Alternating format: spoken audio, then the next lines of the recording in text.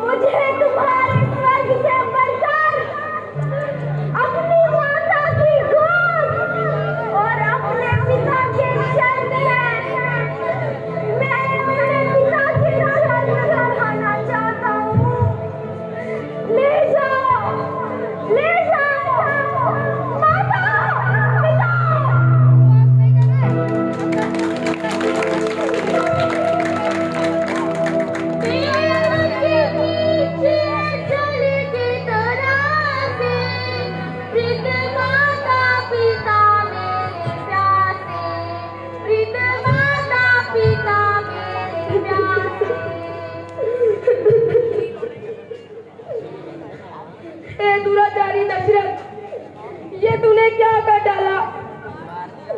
तूने इसको तो मार डाला, मगर उन माँ बाप को मत मार। ले कमंडल और पिला जल उनको। ये तेरे तीर से मरा है, तू शर्म से मर जा। तड़पेंगे वो अकेले मनों में, प्राण दे देंगे रो रो के छन में, प्राण दे देंगे रो रो के छन में। श्रवण श्रवण गाती होंगे, तूने अंधों की लाठी को तोड़ा, तूने अंधों की लाठी को तोड़ा। उसने आने में बड़ी देर कर दी, मेरा कोचा बैठा जा रहा है। वही तो हमारा एकमात्र सहारा है। वह इधर लेकर आता ही होगा। घबराती क्यों? लगता है आ गया। और बेटा आ गए तुम? पानी ले गए बेटा? तुम्हारी माता चिंता कर रही थी। मैंने कहा नदी में स्नान कर रहा होगा, आता ही होगा। वो स्नान करे, हम दोनों में से कोई तुम्हें कुछ नहीं कहेगा। इसमें कहने की क्या बात है? देर हो गई, होने दो। खुद तुम तो हम अनोखियाँ हो। इन दुर्लभ हाथों की टुकड़ियाँ हो। लाओ अपने हाथों से जल पिला, तुम्हारी आत्मा प्रकट।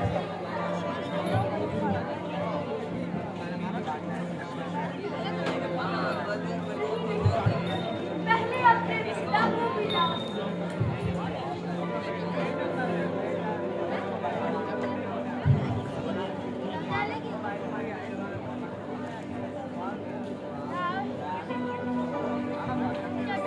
नहीं नहीं, तुम मेरे बेटे श्रवण नहीं हो। कौन हो तुम? बोलो कौन हो तुम? हाँ महात्मन, आपने सही कहा, मैं आपका पुत्र श्रवण नहीं हूँ। तो कौन हो तुम? बोलो कौन हो तुम? बोलो कौन हो तुम? अयोध्या नरेश का पुत्र दशरथ हूँ मैं, दशरथ। तो तुम्हारा पुत्र श्रवण कहाँ है? बताओ, कहाँ है हमारा पुत्र श्रवण? आप थोड़ा सा जल ग्रहण कर ले, उसी ने भेजा है। नहीं, हम जल उसी के हाथों से पिएंगे, उसी के हाथों से। जाओ बेटा, हमारे श्रवण को वह जहाँ कल्पित है उसे ले आओ। उससे पहला उसके माता पिता प्यास से तड़प रहे हैं। जाओ बेटा जाओ।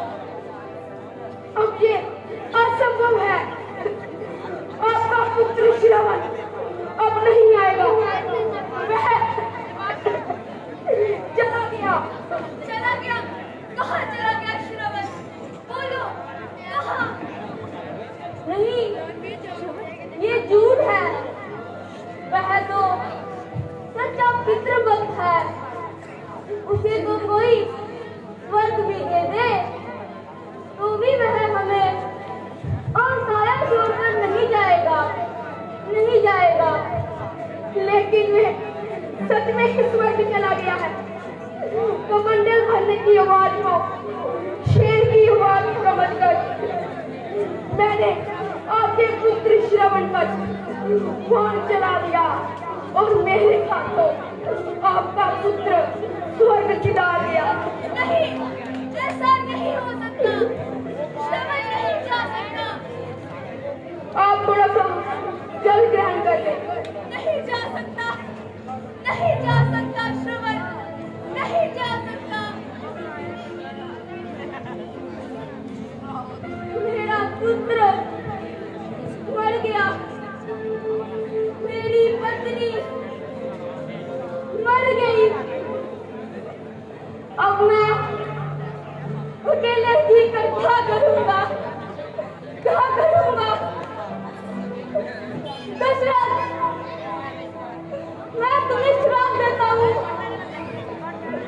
कि जिस प्रकार पुत्र वियोग में मैं धड़क धड़क कर मर रहा हूँ, धड़क धड़क कर, उसी प्रकार तुम भी पुत्र वियोग में धड़क धड़क कर मरोगे, धड़क धड़क कर मरोगे, धड़क धड़क। ए दुराचारी दशरथ, ये तूने क्या किया? तूने एक शब्द में दीवान से सीधी हत्या की। तू राजा कहलाने के लायक नहीं है, नहीं है, नहीं है।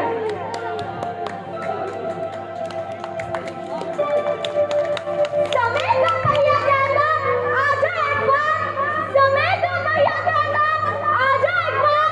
कहीं नहीं दिखता है अब तो श्रवण कुमार, कहीं नहीं दिखता है अब तो श्रवण कुमार। माँ बाप को दे अहमियत ईश्वर से ज्यादा, माँ बाप को दे अहमियत ईश्वर से ज्यादा। ले कांधे पर उनको घूमे वे रेशम सादा, ले कांधे पर उनको घूमे वे रेशम सादा। ना ना, तालियां नहीं बजाओ। क्या आप सभी को ये पता है कि श्रवण कुमार की ये कहानी कोई आनंद लेने का जरिया नहीं, बल्कि माता पिता का प्यार और संतान का उनके प्रति अमूल्य कर्तव्य बताता है।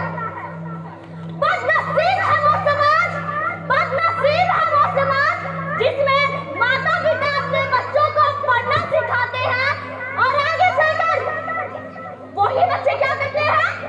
अपने माता पिता को वृद्ध आश्रम का रास्ता दिखाते हैं, वृद्ध आश्रम का रास्ता दिखाते हैं। धन्यवाद।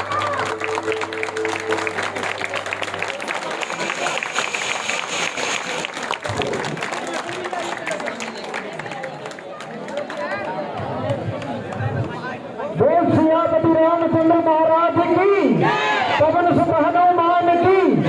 बंगाल में रियासी की धर्मप्रिय जनता से मैं एक निवेदन करना चाहता हूँ कि आज का एक छोटा सा दृश्य और बाकी है। बीच में एक छोटी सी नकल, बेहतरीन दुर्गा नाटक मंडी के बहुत वरिष्ठ कलाकार पिछले 15 दिनों से तैयारी कर रहे हैं और पिछले 15 साल के बाद मंच पर रोते हैं। और आपकी जो घर जाकर रात को खाना खाने की रस्म अदायगी के लिए हमने दुर्गा नाटक मंडी की तरफ से एक प्रबंध किया है। हम लोग लास्ट दृश्य के बाद पंडाल में प्रसाद के रूप में भोजन की व्यवस्था भी आपके लिए की है, तो कृपया प्रसाद के रूप में रामचरितमानस समापन पर भोजन ग्रहण करके जाइए। और हमें आपके समय की जरूरत है, बहुत दूर से अभी आप देख रहे हैं पौनी से आए हुए हैं पूरे स्कूल के विद्यार्थी। इसी तरह का एक और स्कूल अपना मंजिल लेकर आपके सामने आएगा और हमने आप सबके लिए भोजन की व्यवस्था भी की है। तो कृपया आज के दिन दुर्गा नाटक मंडी ने भी पिछले 1-2 महीने से लगातार मेहनत की है, तो आज के दिन समय का सहयोग करें। थोड़ा सा आपका कल का सिस्टम गड़बड़ा जाएगा, लेकिन आज का दिन दुर्गा नाटक मंडी के लिए, समाज के लिए, संस्कृति के लिए, रामायण के लिए, अपने बच्चों के लिए, अपने शहर के लिए योगदान के रूप में दें। और कृपया अपने अपने स्थान पर बैठें। मुझे गुप्त दान किसी ने 1100 रुपए के रूप में दिया है। जोरदार तालियों के साथ ऐसे दानी का दिल की गहराइयों से पूरी दुर्गा नाटक मंडी की तरफ से धन्यवाद।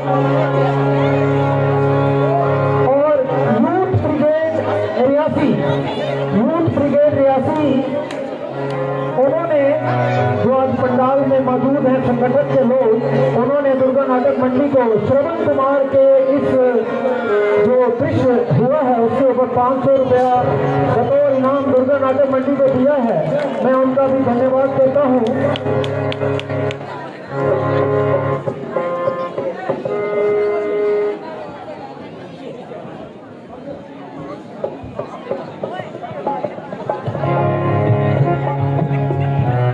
अभिमन्यु शर्मा, अभी जो आप दृश्य देख रहे थे उसमें एक जो सूत्रधार की भूमिका में एक बच्ची थी, उसके किरदार पर 500 रुपया दुर्गा नाटक मंडी को दिया है अभिमन्यु शर्मा जी ने।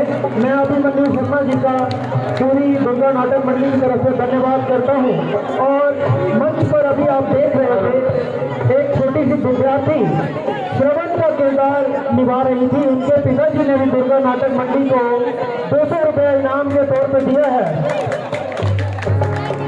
मैं इतनी टैलेंटेड बच्ची के पिताजी का शुक्रिया अदा करता हूँ। इसके साथ एक और मैं भगवान राम से प्रार्थना करता हूँ कि हमारी दुर्गा नाटक मंडी के एक बहुत दिवंगत आत्मा जिनको जिनकी आज 13वीं पुण्यतिथि है, स्वर्गीय मनोहर बाली जी, जोरदार उनके लिए प्रार्थना और तालियां। भगवान उनको अपने चरणों में स्थान दे। उनकी धर्मपत्नी जी ने दुर्गा नाटक मंडी को 1000 रुपया भेजा है। मैं स्वर्गीय मनोहर बाली जी के परिवार को भगवान राम ताकत दें आगे बढ़ने की, ऐसी प्रार्थना के साथ उनका धन्यवाद करता हूँ। जब हम यहाँ से जब आप हमें हिंदी पढ़ी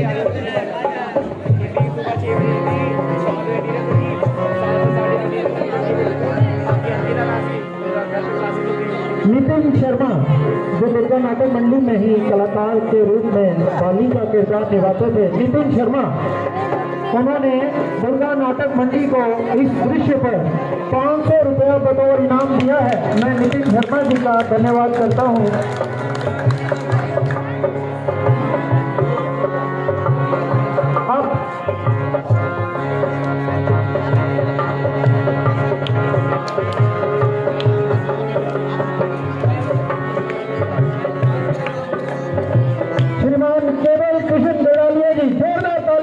दुर्गा नाटक मंडी का उत्साह इस बार दुगना है उनके आने की वजह से। केवल कृष्ण गड़ालिया जी।